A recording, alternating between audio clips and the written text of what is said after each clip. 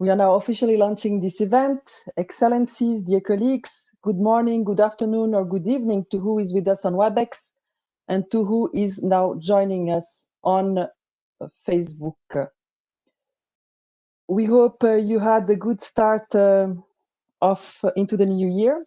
The Geneva Environment Network has the pleasure to welcome you today virtually for the third session of the Geneva Bit Plastic Pollution Dialogues, organized in collaboration with the Basel, Rotterdam and Stockholm Convention Secretariat, the Center for International Environmental Law, the Global Governance Center at the Graduate Institute, Norway, and Switzerland.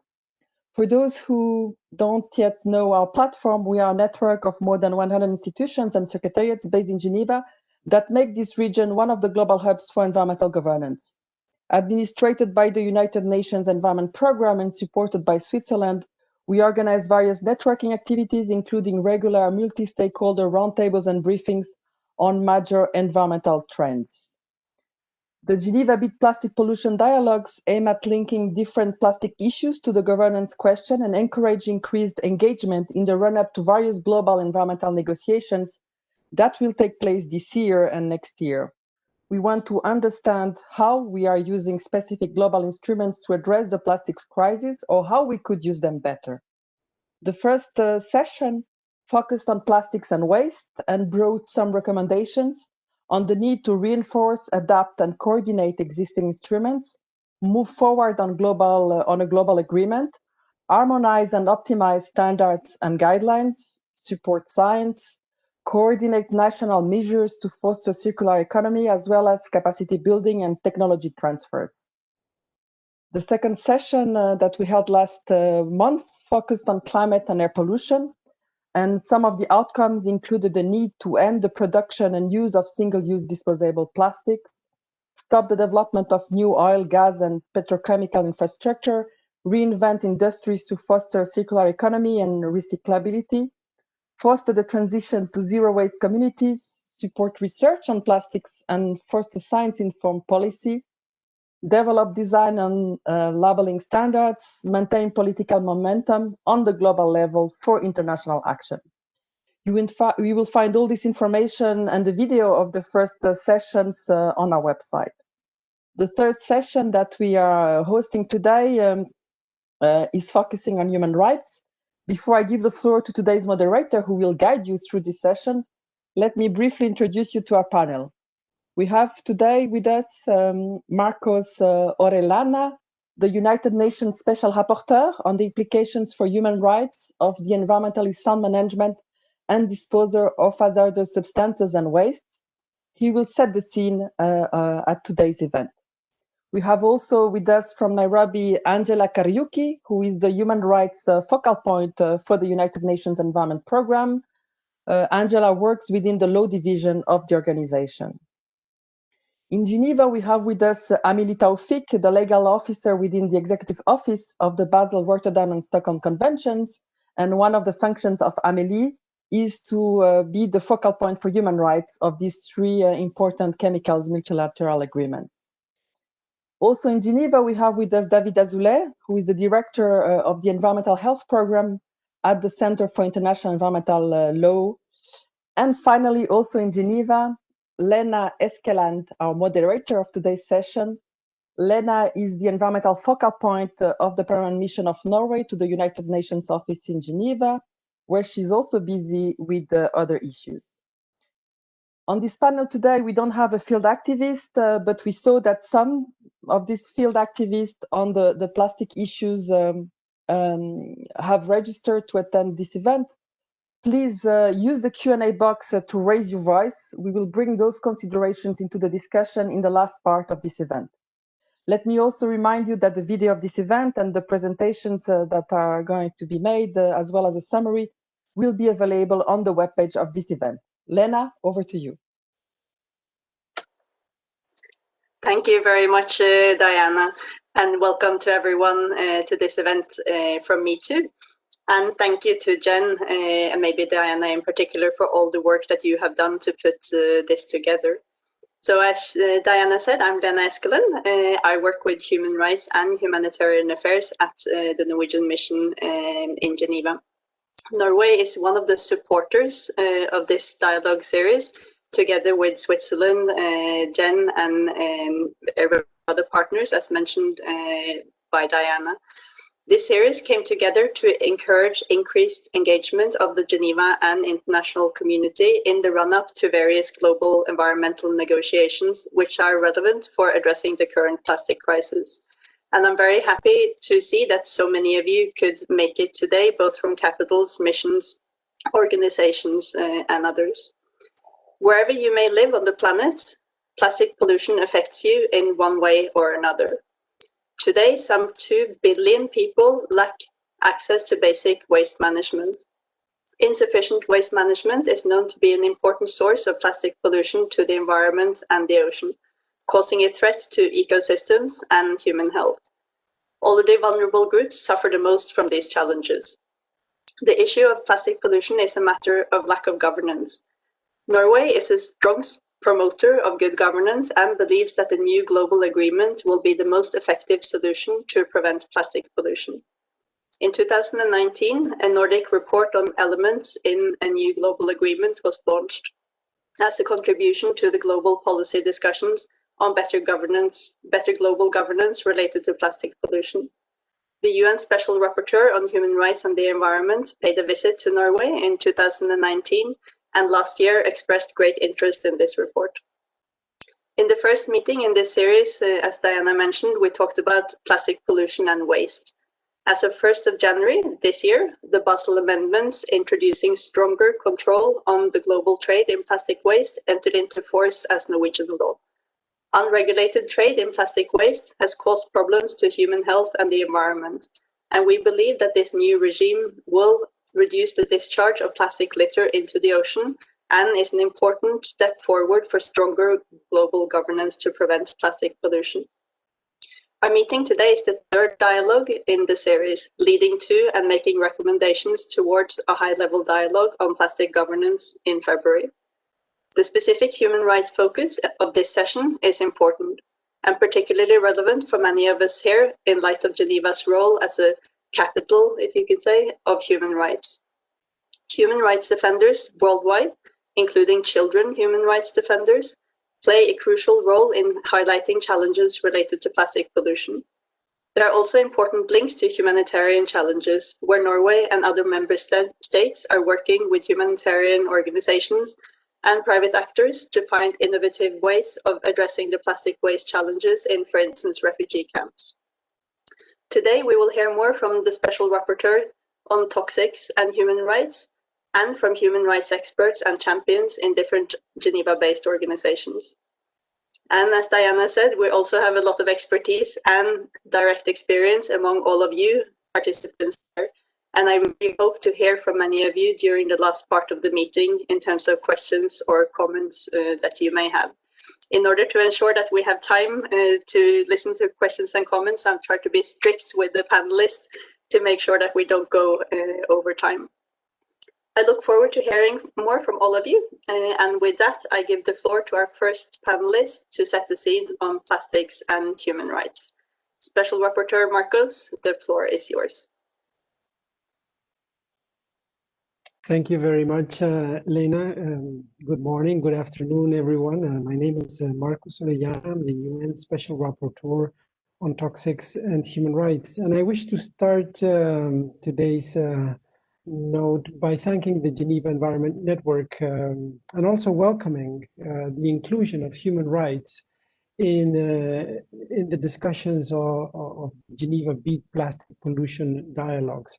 I am quite pleased to contribute a note to the beat, but puns aside, in the 25 years of the mandate on toxics and human rights, it has looked at issues concerning plastics, and already 20 years ago, one of my predecessors reported that the export of plastic wastes represents a potential risk to life, health, and the environment. More recently, last October, the Human Rights Council renewed the Toxics and Human Rights mandate, and in so doing, the resolution identified the importance of addressing gaps and shortcomings in the effectiveness of international regulatory mechanisms concerning hazardous substances and wastes. So in that light, there is no question about the urgency and importance of addressing the plastics and human rights interface, since the gaps and shortcomings in the area are significant. Similarly, there is no question about the impact on human rights that the life cycle of plastic has. Every year, more than 300 million tons of plastics are produced and increasing, and the complexities of the plastic composition, microplastic, the toxic additives added to the plastics, make these impacts more significant. So in that light, talking about a rights-based approach to the life cycle of plastics can help prevent and redress human rights infringements. So I will address in these few minutes some remarks along those three lines: impacts on human rights, gaps and shortcomings, and a rights-based approach to the life cycle of plastics. So in thinking about impacts on human rights, a few of the rights that are mainly impacted include the right to health, the right to science, the right to information, and the right to future generations. Exposure to plastics and health have been documented. Neurodevelopmental disorders, for example, endocrine disruption, respiratory, cardiovascular, metabolic disease, cancer, adverse reproductive and pregnancy outcomes, decreased antibody responses to vaccines. All these impacts compromise the effective enjoyment on the right to health. I mentioned also future generations. A couple of weeks ago, we learned in the news about a recent scientific study that found microplastics in the fetal placenta. There are a range of uncertainties here, but there's already then the first leads towards risk on the fetus, risk on future generations. But it's not just exposure. Exposure is a big component of the problem, no question, but it's also the life cycle of plastics that has impacts on human rights. And that's where looking, for example, at issues of extraction, oil and gas as virgin materials, one only need to be reminded of the grave spills in the Amazon rainforest from decaying pipelines or irresponsible practices elsewhere, to see how indigenous local communities are being impacted by extractive activities that find themselves at the first steps of the life cycle of plastics. And then there's also production. So much could be said about this, but only pointing out at the greenhouse gas emissions of production. By 2030, the expected increases in plastics production are equivalent to the emissions released by more than 295 new 500 megawatt coal-fired power plants. The linkages between climate change and human rights are increasingly understood, so adding 1.34 gigatons per year to the atmosphere is in no way non-consequential. Again, it's not just production, it's also use. That's where exposure comes into play. But I also mentioned the right to information. We have seen misinformation campaigns on the recycling of single-use plastics. This has been a deliberate strategy by certain industries in the plastics sector that have touted recycling as a solution in the knowledge that it is not. So this is clear disinformation. It is contrary to business responsibilities in respect of the right to information. Mentioned also about the right to health in terms of use, consumer products, toys, children. All of those issues come into play.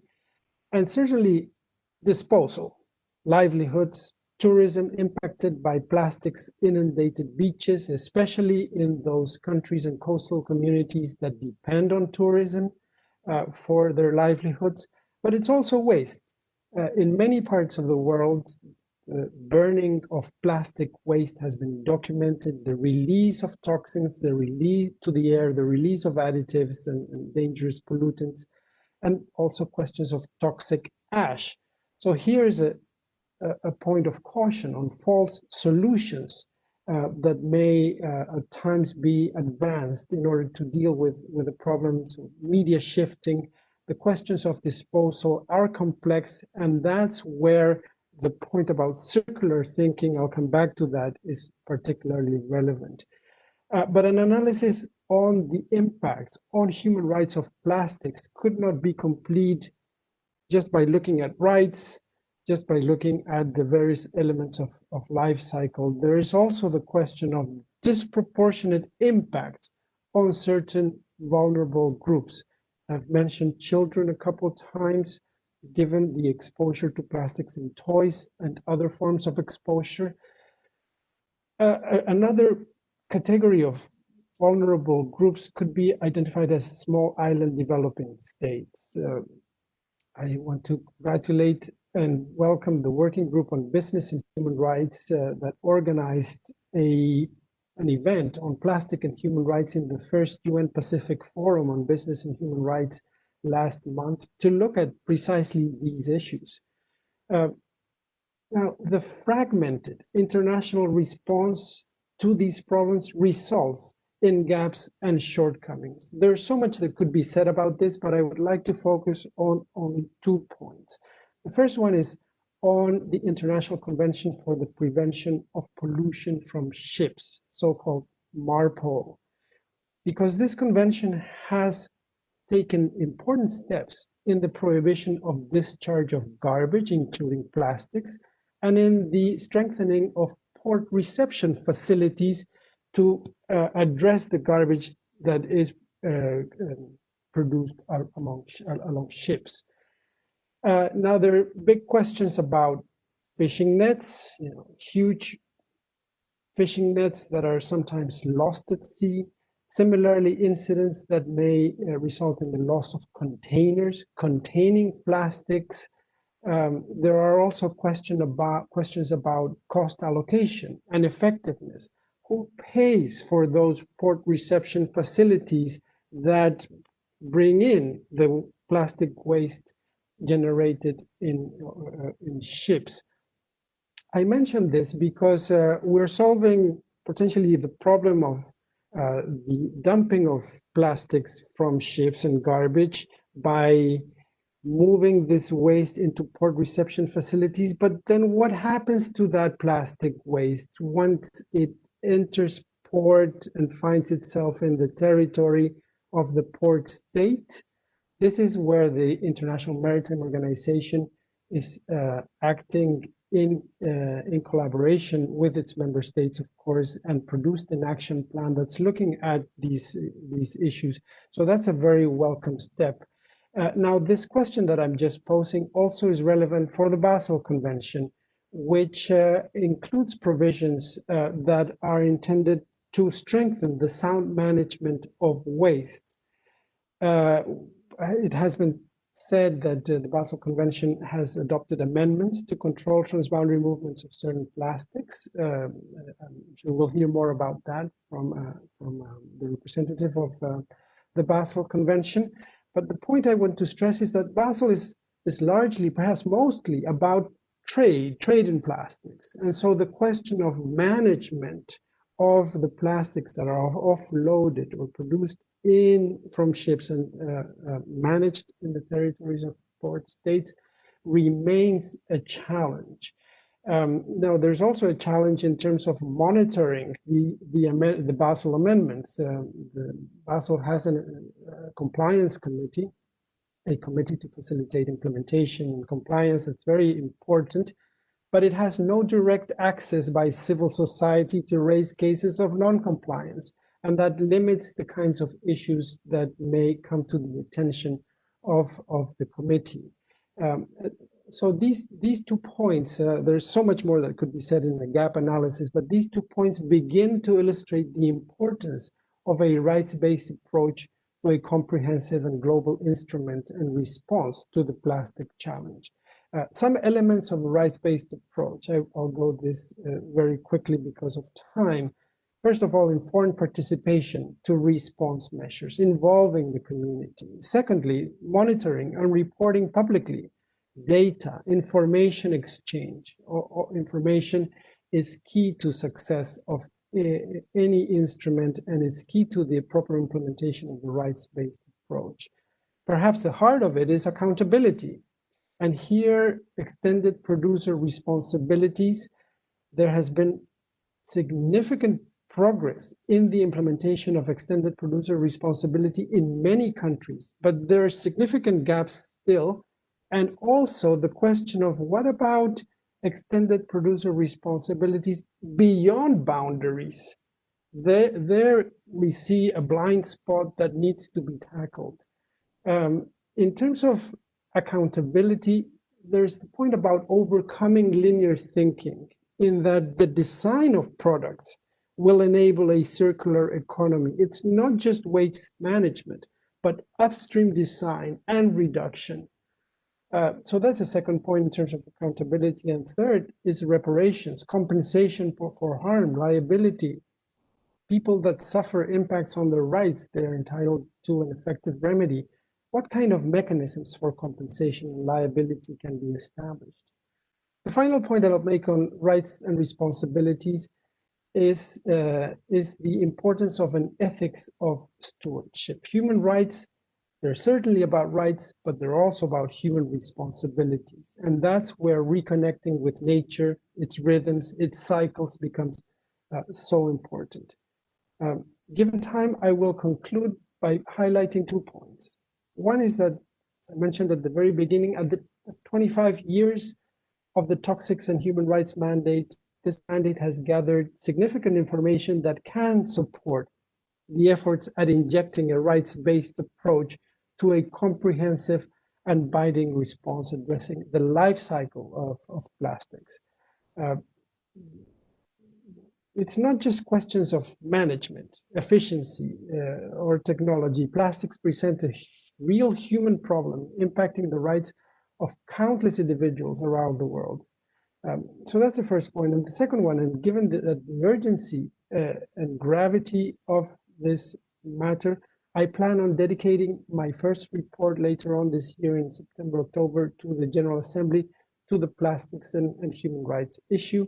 Soon I will send out a questionnaire to member states accompanied by a concept note, and as well as a call for submissions to civil society. So I would very much be appreciative if you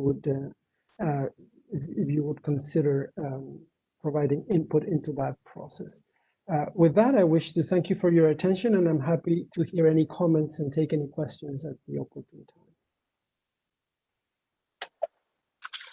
Thank you very much, Marcos, and I can hear that you can speak for a long time about these topics, and I'm happy that you are managing to limit yourself as well. I encourage all of you who haven't already started to write your questions in the Q&A box to do so, to make sure that we can address some of them later. But for now, I would like to turn to the possible roles and extent of a rights-based approach to address the plastic crisis with 3 experts that we have on the panel. I'd like to start with giving the floor to Angela from UNEP's Law Division. Angela, the floor is yours. Thank you very much to Lena, and good afternoon to everyone. It's truly a pleasure to share a few words on behalf of UNEP on the topic of plastics and human rights.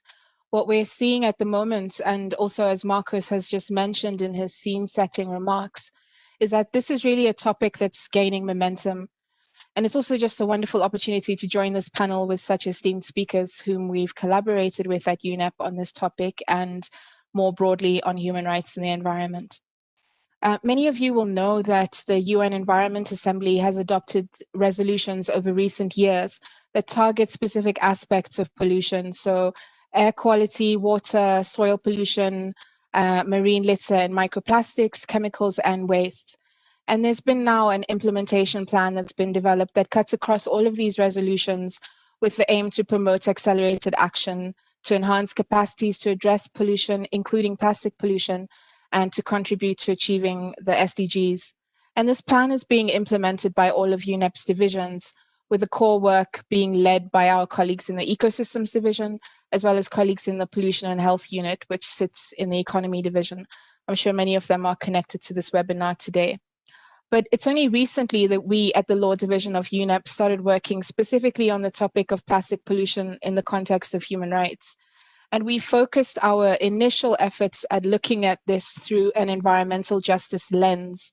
So I'd like to center my few words today on exactly that, to try to respond to the question of the extent to which a rights-based approach matters to address the plastics crisis. What's clear from the work that we're doing and what we've seen is that public understanding of plastic pollution has risen considerably in the last couple of years. People now understand the issues that are brought on by using single-use plastics, such as the pollution of our waterways and our oceans. The numbers speak for themselves, and Marcus has already given us some of these really disturbing statistics and figures. But I think far less understood is probably the broader context in which this pollution exists and the full extent of the impacts of plastic pollution. And this is worrying because plastic has been incorporated into our lives at a truly astonishing speed. It's persistent, and I think that's part of its appeal, but it's also one of its worst qualities. The problem of plastics is also probably less of an issue of consumption and proper disposal than one of the fundamental nature of plastics. I think as a product, they're probably unlike anything that national and global governance has dealt with before, and their pollution transcends national boundaries. And I think combined, these features make plastic waste pollution a truly wicked problem, and one that goes beyond impacting the health of our lands and our oceans, but it's impacting the health and the well-being of people every day.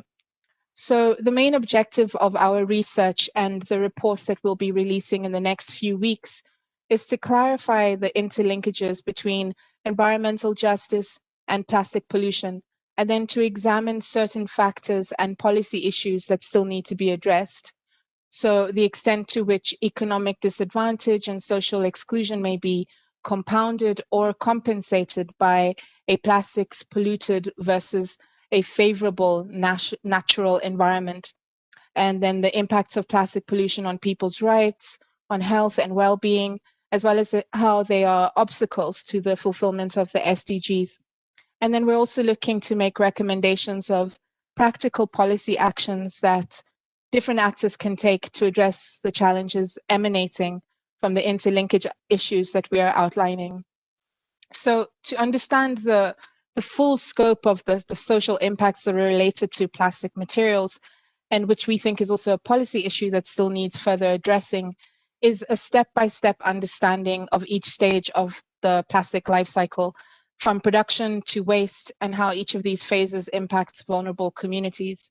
So in our report, we're also trying to provide a review of international treaties that explore the historical successes and challenges, a review of the BRS conventions, and it's really great to have Amelie from BRS who will be speaking next.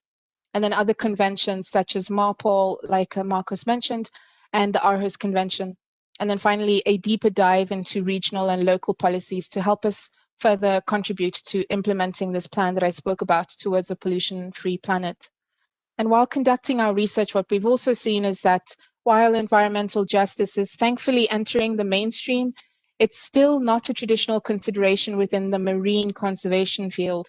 So this means that efforts to control and to decrease plastic pollution, particularly in the marine sector, are currently inadequate to address the specific needs of marginal. And this plastics crisis is also a stark example of social injustices, but I think it also provides us with a great opportunity to do better. These issues of environmental justice in the context of plastic pollution are also very difficult to address because they don't fit neatly into one category of global governance. You know, they often transcend the boundaries of environmental, human rights, public health, and others. And then procedural injustices may hinder the application of national legislation, which then necessitates a more robust international framework. And again, it's really good to see that David will address the topic of a global framework in his intervention. We're also putting forward some practical policy recommendations in our report to help develop a roadmap of sorts that aligns with current effort and centers a rights-based approach to addressing the plastics crisis. Because there's really no single strategy that will be enough to fully address the problem and its impact on human rights. So different stakeholder groups need to identify those actions which are most applicable to and most feasible within their context. But we're also looking into how best to provide assistance to those different stakeholder groups, all the way from CBOs and NGOs up to supporting country actions at various levels. Because I think governments are tasked with this enormous challenge of developing and implementing effective policies to address plastics management. And in this process, they have to be really deliberate and cautious, integrating the best available science on the sources and the impact of plastics, incorporating environmental justice principles, applying the precautionary principle to protect communities from the potential risks that are associated with the things we don't currently know about the impacts of plastic pollution. And to do so will obviously require a multi-sectoral collaborating and organizing approach, as well as improving monitoring and reporting to verify the effectiveness of these different approaches. So in addition to the traditional partnership that we have with countries to provide technical legal assistance and advisory services to global mechanisms that are dealing with the plastic pollution challenge, we're also focusing on education and awareness as a big part of our work on plastics pollution and integrating this environmental justice lens. So we're developing some resources at the moment for the general public and most affected groups, including fence-line communities, to know their rights with respect to plastic pollution and hazardous exposure, to support them to access legal assistance and justice systems, and to ensure that environmental justice principles such as prior and informed consent and access rights are incorporated into actions and standards, as well as international guidance on plastic pollution. And one example that's currently being finalized as part of the beat pollution activities at UNEP is the development of short and snappy educational videos on different aspects of plastic pollution and the link with human rights and justice issues. One of these videos is actually already available on the GEN website, and the others will be available on the beat pollution website in the coming weeks. So just to conclude, I think the problem of plastics is large, it's diffuse, it's complex, and this makes policy development to address it, rather challenging. But there are certainly several notable efforts that are underway that should be supported and strengthened. And at the end of the day, these efforts should be rooted also in a just policy approach that prioritizes the needs of those who are disproportionately affected by plastic pollution around the world. Because when we do leave out vulnerable populations, I think we risk falling into the traps of grandiose but empty gestures. And this is probably the exact opposite that's been proposed by the blueprint provided by several globally agreed plans, frameworks, the SDGs, and other actions. So I think my time is up, so let me leave it there. Thank you again to the Geneva Network for the invitation to join this discussion, and back to you, Lena. Thank you very much, Angela, and I think there are a lot of people here in this meeting who are looking forward to your report coming out. I think we'll just jump straight over to the next speaker, who is Amélie from the BRS Executive Office. Amélie, the floor is yours. Thank you very much, Lena, and thank you, Jen, and everyone on the panel. I'm very happy to contribute and bring the BRS perspective on how to address, through a human rights-based approach, the plastic crisis.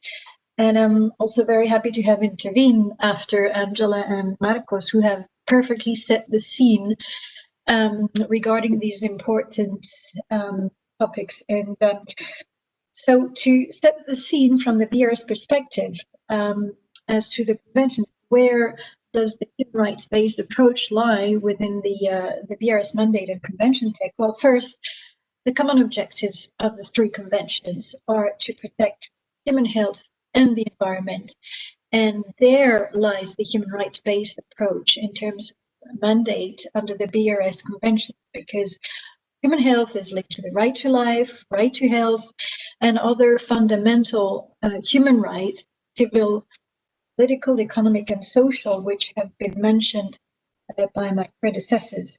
I'm starting by this because things have evolved over the years, and and now there's a real momentum to seize. I don't hear anymore the question, where is the link between the BRS conventions and human rights? This is now undisputed.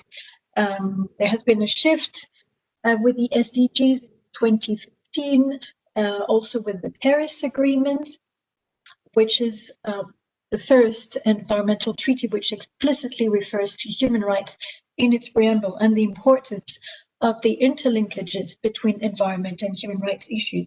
We're talking about plastics now. There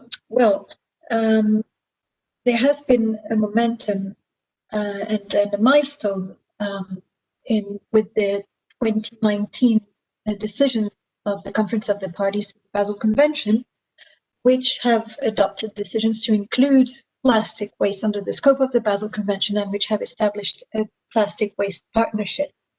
So this is also where this is just the beginning of a journey in terms of plastics and the Basel Convention and the BRS conventions. There are other mandates to derive the human rights-based approach to contribute to improve the plastic crisis through the BRS conventions. The Stockholm Convention, for example, refers specifically to vulnerable groups. And we've seen that these vulnerable groups may be the children, women, girls, disabled, the poor ethnic communities who are in this plastic crisis at more risk of exposure and of harm caused by plastic, not only plastic waste, but plastic component. So within the BRS Convention, the shift happened in 2019 with the Basel Convention amendment. And as I mentioned, it's just the beginning of a journey, and there is more to come.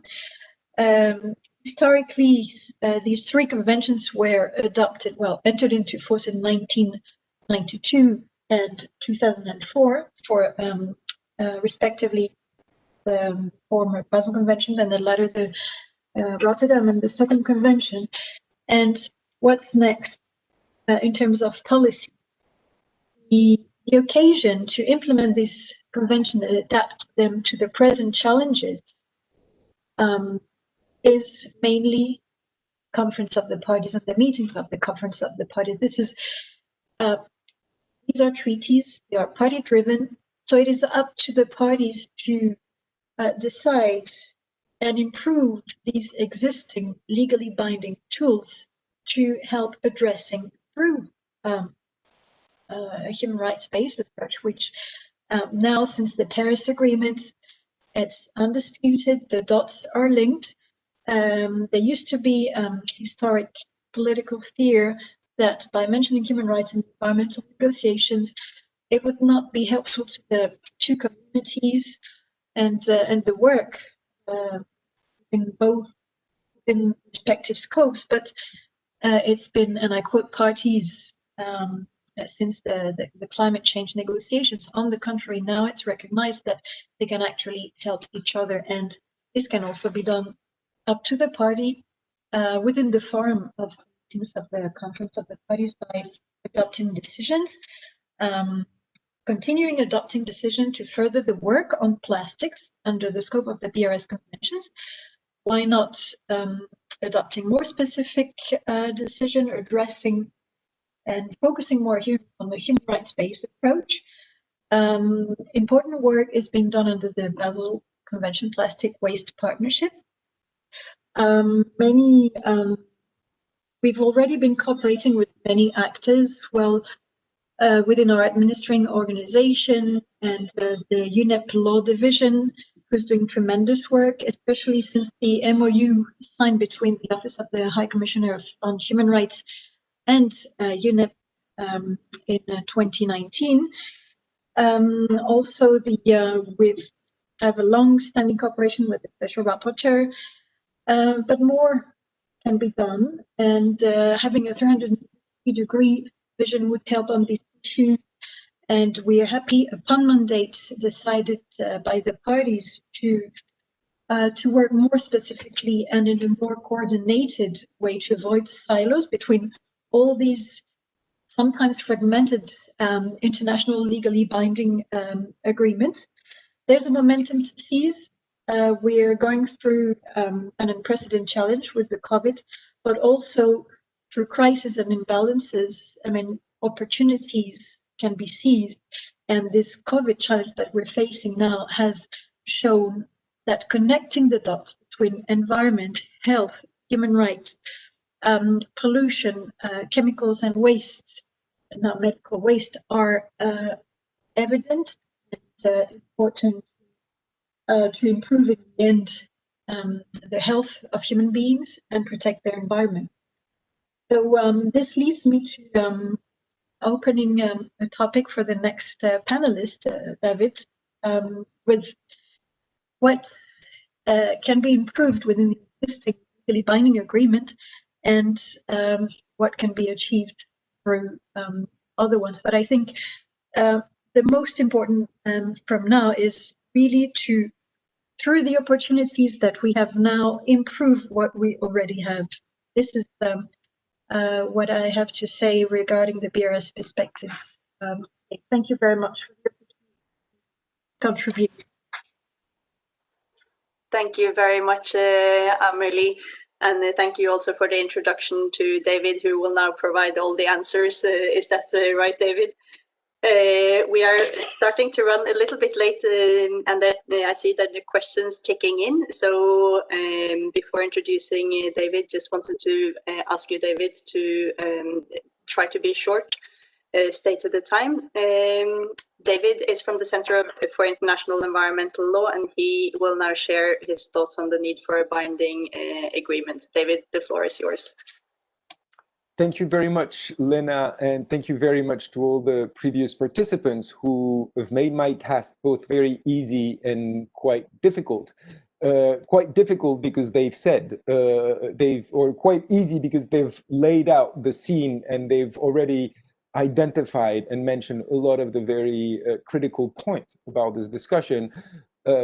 Easy or yeah, and difficult because it needs to all be threaded back into something, into one core element or one core response. I think some of the conclusions that we can draw from what we've heard today is that there are impacts on the enjoyment of various and diverse number of human rights all throughout the plastic life cycle and throughout the plastic production chain. What we also understand from what's being said by the previous presenters is that the supply chain of plastics is global. The impacts are also global, and so are the responsibilities that needs to be identified and that need to be addressed. Those two elements combine with the gaps that currently exist in the global legal framework and global legal responses to the plastic crisis have led quite a number of countries to identify the need for a new instrument, legally binding instrument, that would address the full life cycle of plastics. Again, we've seen there are a number of instruments that address specific aspects of the plastic life cycle and production chain, but there is really nothing that is able to look at the entire life cycle and at the entire challenges. What we've also heard today, and what I think is really critical, is that traditional approaches to regulating environmental issues have shortcomings, also in loopholes, in that they often leave out the most vulnerable populations, in that they often overlook issues of environmental justice, as well as issues of access to remedies, for example. And looking back, and I'm really looking forward to reading the report that will be published by UNEP in the next few weeks that was just announced, but looking back generally at existing instrument, one can easily identify that overlooking certain of those issues, such as access to remedies or environmental justice or specific vulnerable population, leaves those instruments incapable of fully addressing the issues and leave the global community facing issues that appear intractable or appear insolvable unless we take a more global and a rights-based approach. I think it was highlighted by a number of speakers before. The rights-based approach presents a fantastic opportunities to frame the actual future treaty on plastic in a way that will allow us to go at the root and heart of the issue rather than try to only address the symptoms. Now, I've been talking about this treaty as the future treaty. Of course, there's still quite a lot of work to be done in order to get there. And there is still quite many ways in which the road to the treaty could be derailed, or the treaty itself could be derailed, and something like this would not happen. We have seen a number of countries oppose the very idea of providing global responses to the global treaty. We have seen a number of pushes from some countries or some stakeholders to limit the consideration of the plastic crisis to very limited aspects of the crisis, such as how do we deal with waste? How do we just help certain countries better collect the waste that, in fact, that we send them? But I think the value of both today's event and of the previous of the series in general allows to show not just the broadness and complexity of the issue, but also the interconnectedness of all the different aspects of the plastic crisis. And really, for someone who's been working on international legal policies and international legal instruments for many years, and on plastic in particular, it is very encouraging to see the different communities looking at health impacts, looking at waste, looking at air pollution or climate, looking at human rights, looking at trade, coming together around and providing input into the thinking of what the solution could be and should be. So if I wanted to conclude on a small number of points, I would say, I think the case for a global legally binding treaty has been very strongly made by today's presenters, by the presenters at the previous events, and by the almost countless reports that have been produced on this issue. And I would truly and very sincerely invite all of the participants to share that information and to identify how, in their own position from where they stand, they could get engaged to support the development of such a treaty. The second point I would make is specific to the topic that we're discussing today and specific to the human rights community, is the human rights community do join those discussions and do provide the input, the insight of decades of human rights work trying to address complex issues and complex and challenging issues. Through the human rights approaches and rights-based approach, there's been some very innovative approach to reporting, to access to remedies, to access to information that have been designed, developed, and implemented.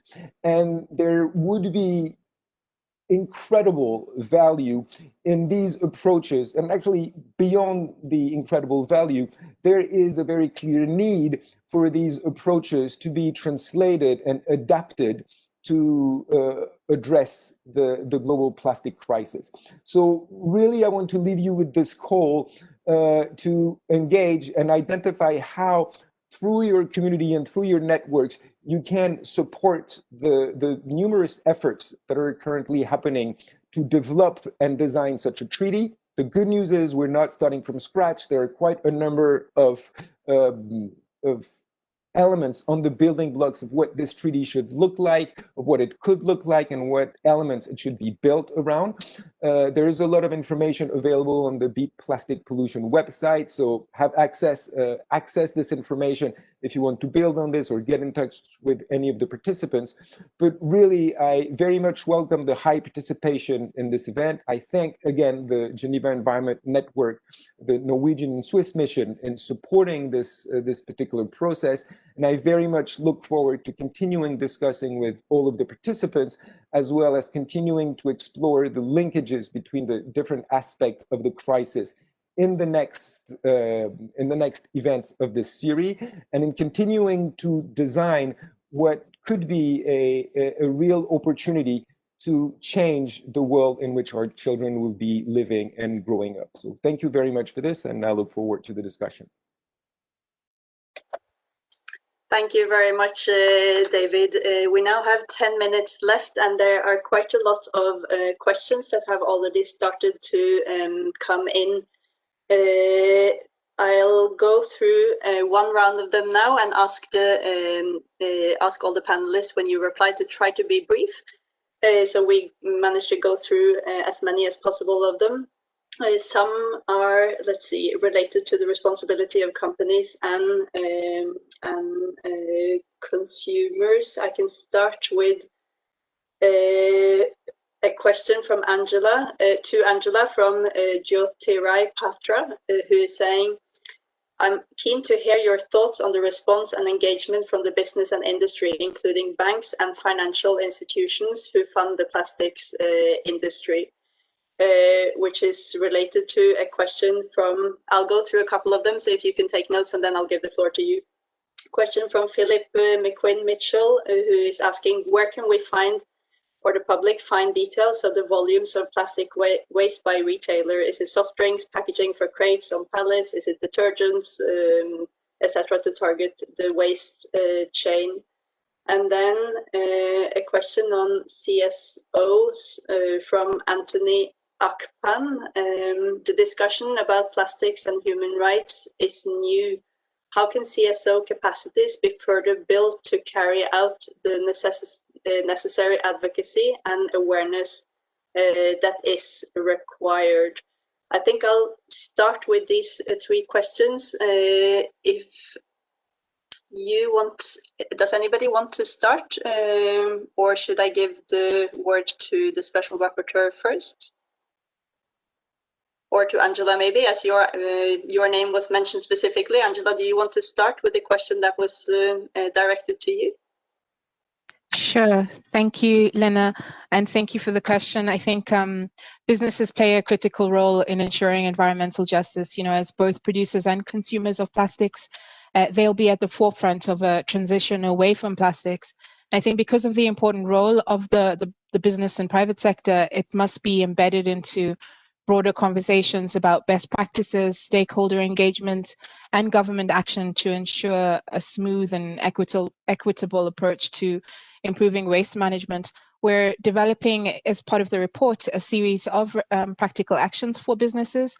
And one of those that we actually rolled out a few weeks ago, just before Christmas, was a business-specific training, and it was on the topic of responsible business practices and plastic pollution, where we had over 300 business actors and other enterprises who requested for this training, which was quite surprising to us. But in any case, we were very happy to provide it in partnership with UNDP, OECD. So I think there's, you know, if I could just wrap up this response, there's a lot that businesses need to do, I think, even in terms of monitoring, where they can monitor and report on supply chain metrics, including suppliers and disposal partners, you know, integrating waste management reporting into business reporting, researching of plastic alternatives. And then there's also many recommendations in terms of cooperation and partnerships, not only with the local bodies, but with trade alliances and their own employees. And then others in terms of regulations, you know, enforcing and implementing strict standards for supply chain partners, mandating waste sorting in offices. So I'd be happy to maybe share some links to the report from that particular responsible business practice training, as well as the report that we're about to release. And I saw another comment from CL, I think it was Andres from CL, requesting for this report to be made available as soon as it's ready, and we'd be happy to do that. And hopefully it responds to some of the questions, particularly on the business angle. Thank you. Thank you very much, Angela. David or Marcus, do any of you want to chip in? Thank you, Lena. I'd be happy to add a point to what Angela has mentioned, because I would agree wholeheartedly that there is a lot indeed that business can and must do to address the global plastics crisis. And I'll add that there are limits to what voluntary measures can achieve. I mentioned earlier in my presentation about deliberate disinformation campaigns. This has been uncovered by investigative journalists of the National Public Radio in the United States of America. And so when it comes to a deliberate campaign to obfuscate, to mislead the public with a view to delaying regulation in the knowledge that the problem is going to get worse and that the solutions that are being advocated do not solve the problem, that's also where voluntary measures are not sufficient to deal with the problem. That's where global regulation and implementation at the national level becomes key. There's also the question of compensation for harm and access to remedies. So that's, I would want to add that to the first question that you pointed out, the responsibilities of businesses. I'd also like to elaborate on the question of CSO action, advocacy, awareness, because indeed the plastics and human rights interface, the focus on it is new. Not that the issues necessarily are new, but the focus on it are new, and it opens very good possibilities precisely to tell stories of how the human aspect of the problem is being impacted, or the human face of the plastic crisis. I mentioned earlier, there are questions of technology, there are questions of management, there is questions of efficiency, but injecting elements of a rights-based approach are critical for the effectiveness and legitimacy of global, comprehensive, and binding response. I want to echo also what Amelie mentioned earlier about linking the dots between human rights and the environment. If at some point in the past there was a question about this interface, there's no question anymore. It is very clear that linking these dots leads to more effective and legitimate action. This has been confirmed, for example, by the Human Rights Committee in its interpretation on the right to life. Amelie also mentioned the Paris Agreement's preamble. This has led, for example, to a strengthening of the enhanced Lima Gender Action Plan. So in practice, it's not just words in the preamble. In practice, it makes a difference for women and women empowerment in the climate change struggles. Of course, we're talking about plastics, and that's where civil society organizations have a role to play in linking solutions with the stories of people that are impacted, because the urgency of the matter is upon us. We have heard some reports about how there's plastic zero initiatives for 2050. So there's a big mismatch with the urgency and what the scientists are saying, that the plastic problems is soon going to become unmanageable. There's questions of science policy interface, no doubt, but that's where the advocacy and awareness of CSO can begin to unlock and bring the urgency and necessary ambition to resolve this truly global problem. Thank you, Lena. Thank you very much. Maybe I'll add just a few words on this. I'll start with the second question, because it hasn't been addressed yet, about where to access information about the flow of different plastics, different plastic waste. I would like to point the person who asked this question to what is called the Break Free from Plastic Global Brand Audits. There are a number of thousands of CSOs around the world which have been doing this exact work, going on the ground, going on beaches, going in forests, going in towns and everywhere, picking up plastics and categorizing it and classifying it and identifying its source and origin. And they've been doing this for 3 years in a row now, 3 or 4 years in a row now, in such a systematic manner. And they publish their results. I would say that unsurprisingly, the #1 polluters that have been identified through these brand audits have been the same brands and mostly major consumer goods, fast-moving consumer good companies such as the Coca-Cola, Nestle's, Pepsi-Cola's, Unilever's of the world, which are by far the first contributors to the amount of plastic waste.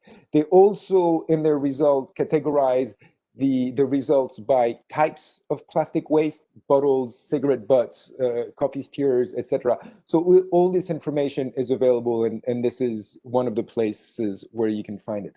On the first question about industry's involvement, in addition to everything that has been said before, I would want to stress two things. The first principle that really companies should abide to is do no harm.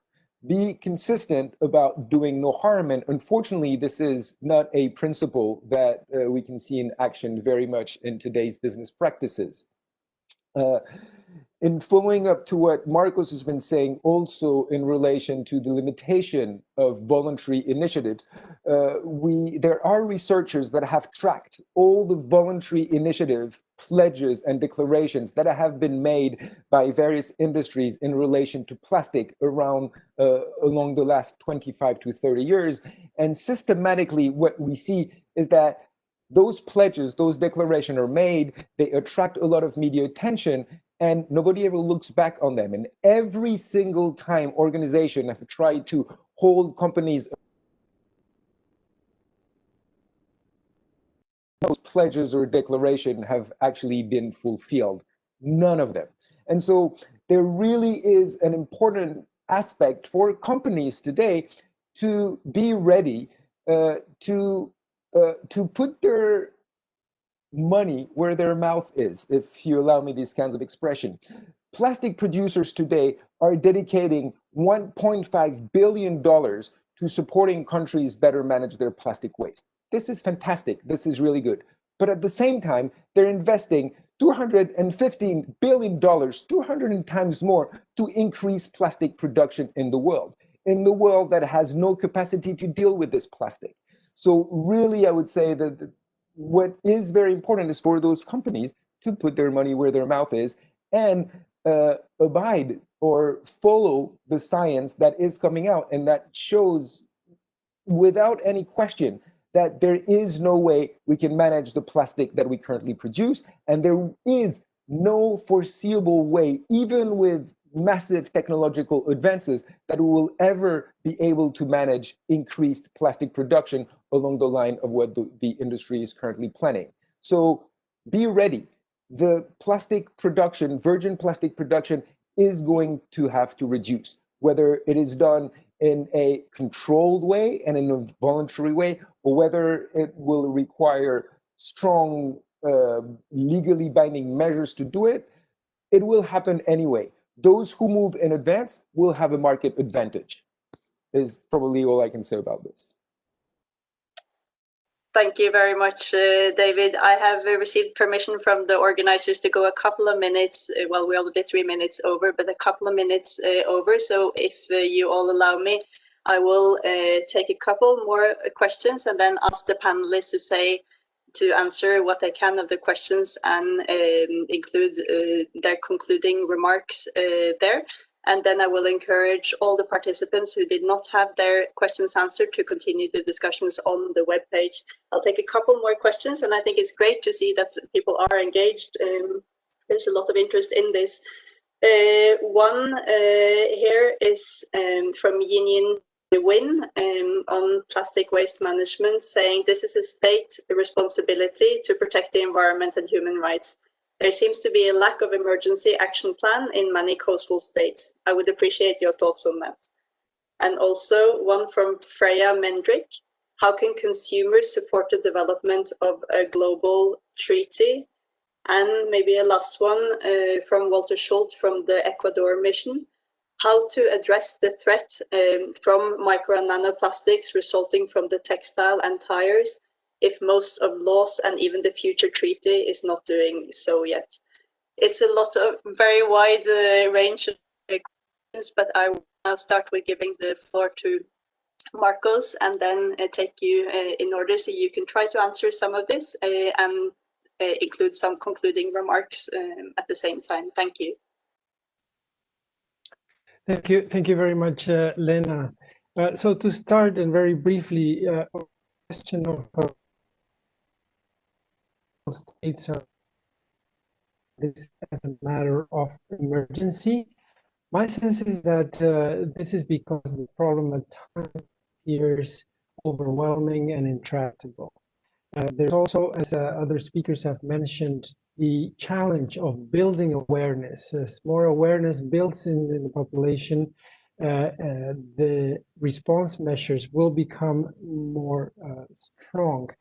Steps in that sense are being taken. I mentioned earlier about the important steps towards an action plan that the International Maritime Organization is taking. A number of states, coastal communities in states are adopting measures banning plastic bags in those communities. For example, there are some steps being taken to reduce trade in plastics, the dumping of plastics. So action is being taken, but definitely not at the scale that is necessary to address the problem. I will agree with the question as well that there are clear state responsibilities here in respect of the protection of human rights and the environment, and so much more needs to be done. I'll conclude on this point that while the problem may appear intractable and may appear overwhelming, the various forums of discussion in which the question of plastics and as a global problem and responses are being addressed are beginning to shed light on various components of the problem that make it manageable. Today, we're talking about a rights-based approach, and there are certainly other components that states can look into in order to begin to adopt measures. So, segue also to the second question pointed to textile tires. There's also a question in the chat on food and soils. There's a relationship on the right to food. I would point out that while an international and global response is necessary and can help, states can begin already to take action. And we have seen that states are taking action. I mentioned a few earlier. In the past, for example, Brazil took action against the import of retreaded tires from the European Union because of health concerns. It was a dispute at the World Trade Organization, and the measure was upheld.